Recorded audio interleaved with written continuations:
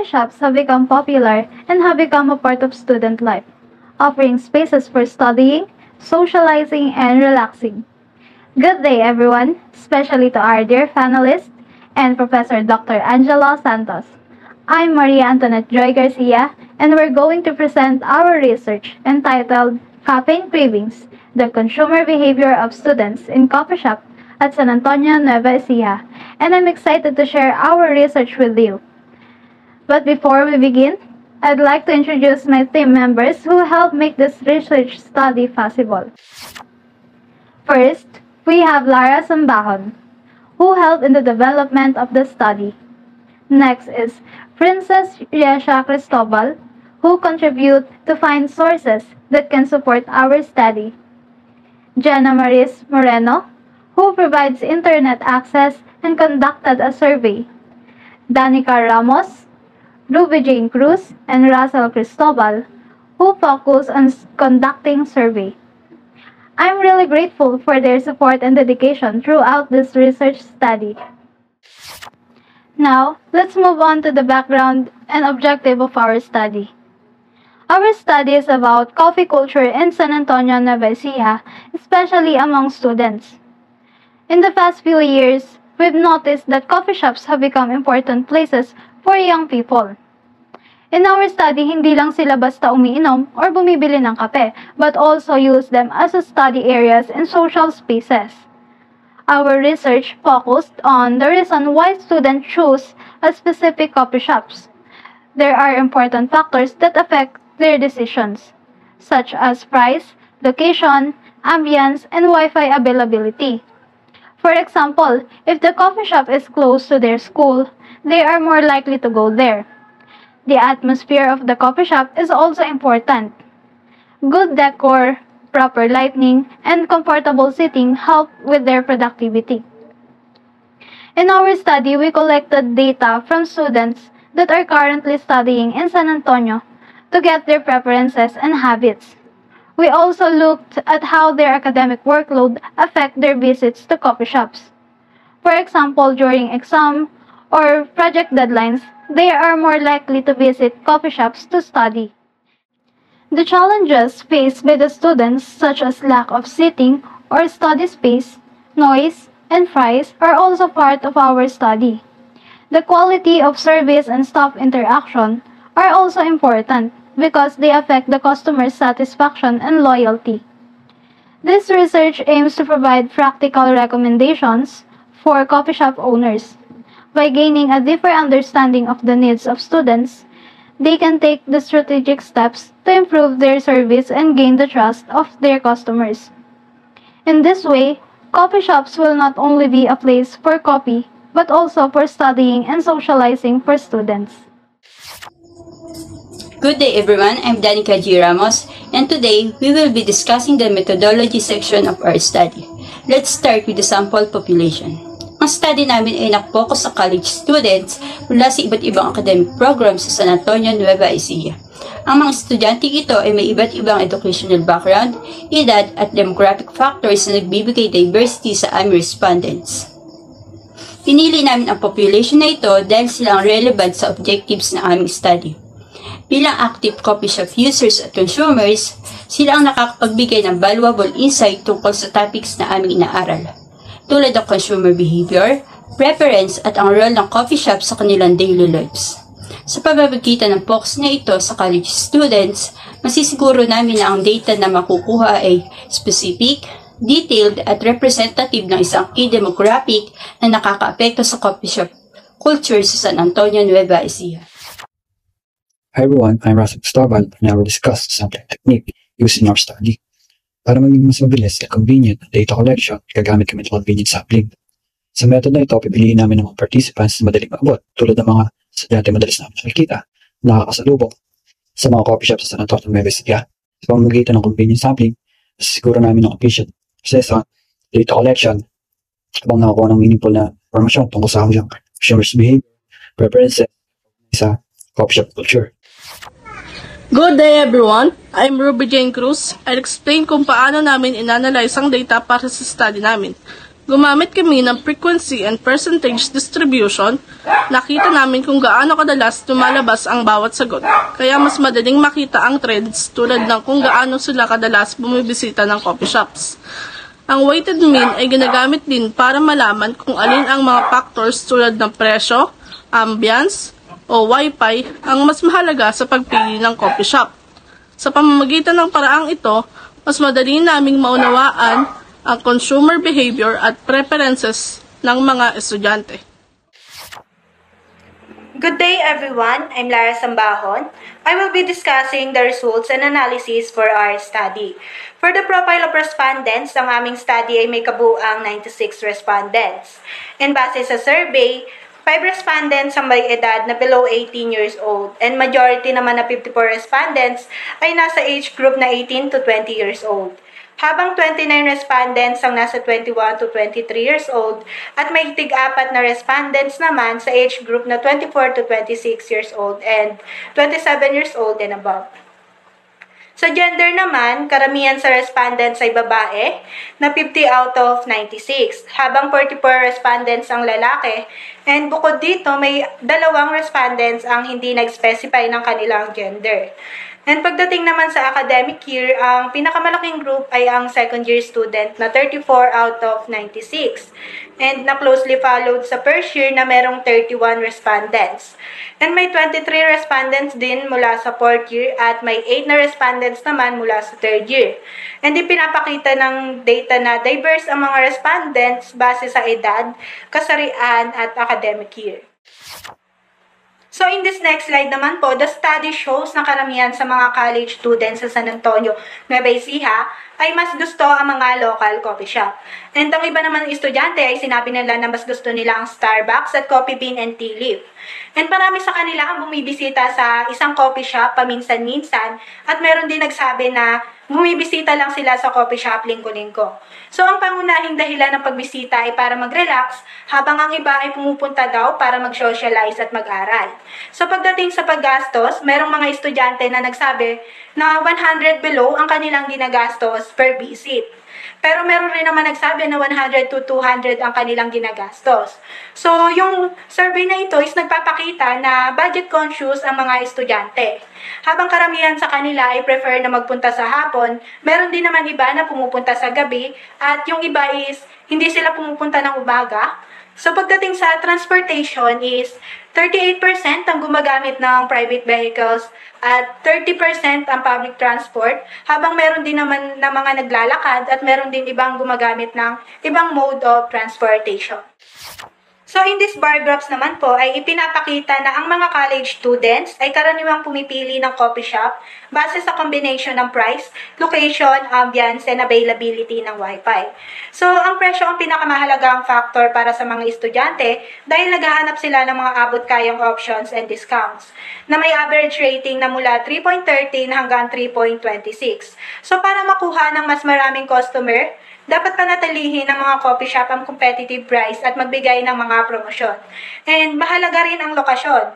Kasi dito, mas gusto ng mga estudyante ang mga coffee shop na malapit sa kanilang school at madaling ma-access gamit ang mga public transport. Habang mahalaga ang convenience, may ilang estudyante na handang pumunta sa mas malayo kung may extra perks na ibinibigay ang isang coffee shop, tulad ng mga magagandang amenities. So, ang mga shop na malapit sa mga campus ay pwedeng i-highlight ang kanilang convenience at safety para makuha ang atensyon ng mga estudyante. And mahalaga rin ang ambience dahil gusto ng mga estudyante ang cozy at welcoming na environment na may ratings mula 2.89 hanggang 3.23. Ang pagkakaroon ng warm and student-friendly atmosphere ay makakapang-akit sa mga estudyante. Ang Wi-Fi availability naman ay importante pero hindi ito kasing halaga ng presyo at ambience na may rating mula 2.89 hanggang 3.22. Ang libre at reliable na Wi-Fi ay pinahalagahan lalo na para sa pag-aaral at pagtatrabaho at ang pagkakaroon ng magandang Wi-Fi ay maaaring magpahaba ng stay ng mga estudyante sa coffee shop. Pero pili lang din ang mga estudyante na gusto ang Wi-Fi sa isang coffee shop dahil ang iba sa kanila ay meron naman sariling internet or naglo-load sila para sa sarili nila. Sa graph naman na ito ay pinapakita na ang mga college students ay naghahanap ng mga coffee shop na maganda para sa pag-aaral.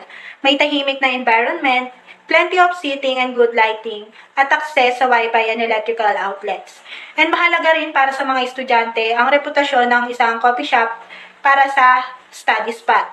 At mas madalas silang bumisita sa isang coffee shop tuwing exam o deadline.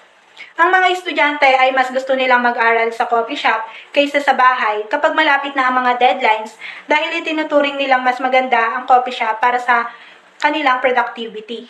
And dito kasi sa coffee shop, kung tahimik ang isang coffee shop at mayroong magandang ambience is mas gaganahan ng mga estudyante na mag-aral.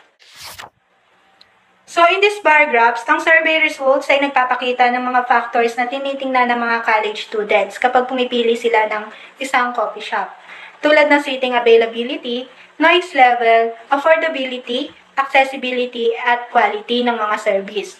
And marami sa kanila ang nahihirapan makahanap ng available na seating at ang limitadong study space ay maaaring magpahinto sa kanilang pagbisita sa ilang coffee shop. So, ang mga student ay mas gusto ang mga coffee shop na may special areas para sa pag-aaral. At madalas silang umalis kung walang magandang lugar para umupo. And bahalaga rin ang seating availability sa kung gaano katagal silang mananatili sa isang coffee shop. So, ang mataas na ingay ay nagpapahirap sa kanila para mag-concentrate sa kanilang pag-aaral.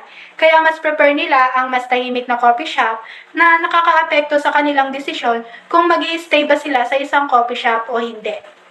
So, kagaya lang ng sinabi ko kanina na yung affordability is malaking factor para sa mga estudyante. Kung saan marami sa kanila ang nakikita ang ilang coffee shop bilang masyadong mahal para sa regular na pagbisita. Ang iba kasi sa kanila ay nililimitahan ang kanilang gastos dahil sa budget concerns at mas pinipili ang mga abot kayang options. Kagaya ng mga mumurahing coffee shop lang at pwede silang mag-aral. At naghahanap din sila ng mga promotions and discount. And mahalaga ang accessibility dahil ang distansya mula sa bahay o school ay nakakaapekto sa kanilang oras. At mas prefer nila ang mga coffee shop na madaling maabot or madaling mapuntahan. So, ang kakulangan sa parking ay nakakabawas din sa ibang coffee shop dahil yung mga ibang estudyante is nagdadala sila ng kanilang private vehicles. And ang quality ng service at behavior ng staff ay mahalaga rin dahil kung maganda ang serbisyo ng isang coffee shop is maaaring bumalik ang mga estudyante doon sa isang coffee shop. Ngunit ang friendly na staff ay nakakapagpaganda sa kanilang experience kagaya nga nung sinabi ko na kung maganda ang service ay pwedeng bumalik ang mga estudyante. At ang mabagal na serbisyo ay nakakaapekto rin dahil ang ibang estudyante is nilalaanan nila ng oras ang mga ibang bagay. And nakakaapekto ito sa kanilang time management. And ang loyalty nila sa isang coffee shop is base din sa serbisyo na binibigay ng isang coffee shop. Hi everyone, I'm Diana Maris Moreno. In this conclusion, ipinapakita ng mga college students sa San Antonio, Nueva Ecija ay mas pinipili ang coffee shops na abot kaya, madaling puntahan at komportable para sa pag-aaral o pag-relax. Mahalaga sa kanila ang presyo, magandang ambience, tahimik na lugar, at reliable na wifi. Mas gusto nila mga coffee shops na malapit sa eskwelahan o madaling marating gamit ang public transport. Kapag panahon ng exams o deadlines, hinahanap nila ang sapat na seating at study-friendly na espasyo. Ang kombinasyon ng presyo, lokasyon, ambience, at serbisyo ang pangunahing batayan nila sa pagpili ng coffee shops. Good day everyone, I'm Princess Yasha Cristobal. In this recommendation, hinihikayat ang future researchers na pag-aralan ng epekto ng regional at cultural differences sa coffee shop preferences ng mga estudyante. At suriin ang role ng digital tools tulad ng mobile apps at loyalty programs sa customer satisfaction. Para sa mga coffee shop, mahalagang mag-focus sa affordability tulad ng student discounts at promos at accessibility sa malalapit na campuses o public transport.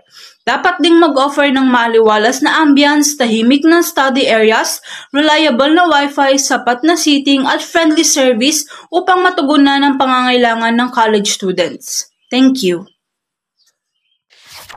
So once again, I'm Lara Sambahon and ang aming strategic plan ay nakatuon sa paggawa ng coffee shop na mas appealing at student-friendly. So first, ang affordability sa pamamagitan ng student discount, loyalty programs at promos tuwing exam period o simula ng semester para maging budget-friendly ang kape. So, binibigyan din ang convenience kung saan nire-rekomenda na ilapit ang mga coffee shop sa school o sa student-heavy areas or doon sa tinitirhan ng mga estudyante. At ipromote ang madaling access gamit ang public transport o safe walking routes. So, kasama din dito ang student-friendly ambience at binibigyan din ng importansya ang Wi-Fi. So, para naman sa seating, dapat itong i-adjust para magkasya ang solo at group study session.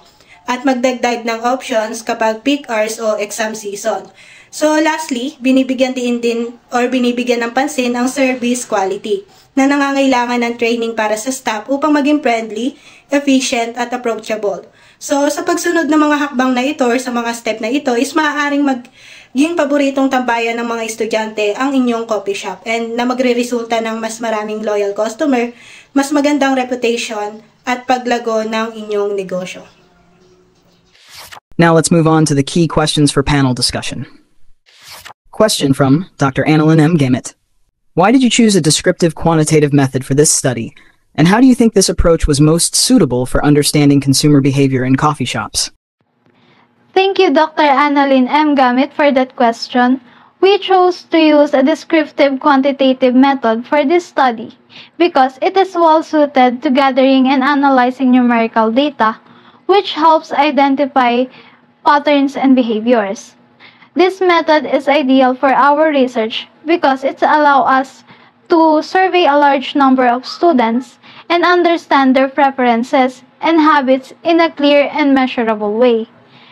By collecting data from many students, we can identify trends tulad na lang kung anong oras nila binibisita ang mga coffee shop, kung gaano kadalas silang bumili ng kape, at kung gaano din kadalas ang pagbisita nila dito. This method provides concrete and objective data, making it easier to draw conclusions based on solid evidence. Thank you. Question from Dr. Joy N. Civillano. You found that price, location, and ambience are key factors influencing coffee shop choices. How do you propose coffee shop owners balance these priorities effectively to attract and retain student customers? So, thank you, Dr. Joy and Sabelano, for that question. So, kagaya lang po ng sinabi ko sa strategic plan kanina, to attract and keep student customer, dapat affordable ang mga prices ng mga coffee shop. And dapat yung mga coffee shop is nag-o-offer din sila ng mga student discount or special deals. And maganda rin kung malapit ang mga coffee shop sa school or doon sa mga tinitirhan ng mga college student. And dapat yung isang coffee shop is madaling ma-access sa public transport at may enough parking para dun sa mga estudyante na merong sariling sasakyan. So, mahalaga rin para sa isang coffee shop na comfortable yung ambience nila and may cozy seating, magandang lighting at tahimik na lugar para mag-aral ang mga estudyante. So, kung tututok po sa mga ito is magiging masaya or magiging satisfied yung mga estudyante doon sa isang coffee shop and malamang is babalik sila lagi sa isang coffee shop para mag-aral. Thank you po. Question from Dr. Marilu P. Pascual. 3. One of the challenges identified was limited seating and noise levels in coffee shops. Did your study explore potential strategies that coffee shop owners can implement to overcome these barriers? Thank you, Dr. Marilu P. Pascual, for that question. Base sa findings ng study, may ilang strategies na pwedeng gawin ng coffee shop owners para ma-attract at mapanatili ang college students bilang loyal customers. Una, mahalaga ang seating availability.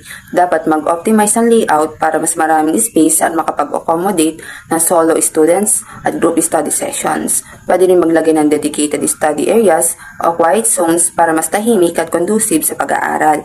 Sa ganitong paraan, masusolusyonan ng mga issue tulad ng seating at noise levels habang na-meet ang needs ng college students na magre-resulta sa mas loyal na customer base.